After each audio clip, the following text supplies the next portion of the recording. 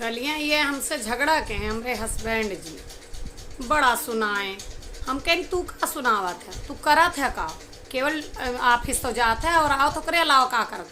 पूरा दिन घर संभाली, दुआर संभाली, तुम्हारे घरे वाले का देखी, बनाई खवाई, कपड़ा लत्ता झाड़ू पोछा, सारा काम अपना काम है, सब हम करी थी। तू का करत है? कहे तू कोनो लड़िया ना ढकेल, तू जब दिना भर तू घरम रहा तू कमवा के करे, खाबो तो तू हिन करत हूँ, पहनबो तो तू हिन करत हूँ, सब कुछ तो हम कहें ठीक है। आज से हम ना खाब ना पहिरम ना हम करब है, ठीक है। आज से हमार काम जिनकी हूँ, हम कहें ठीक है। गए बड़ा आत्मनिर्भर बने की कोशिश करें। गए फ्रिज में 4 ब्रेड लाए, सेकें और हरी चटनी लगा के खाएंगे। अब बहुत देर से चुपचाप बैठा रहे, हम कहे का होगा? कहता कि मैंने हरी चटनी और ब्रेड खाया। हम कहूँ हरी चटनी ना मेहंदी रही।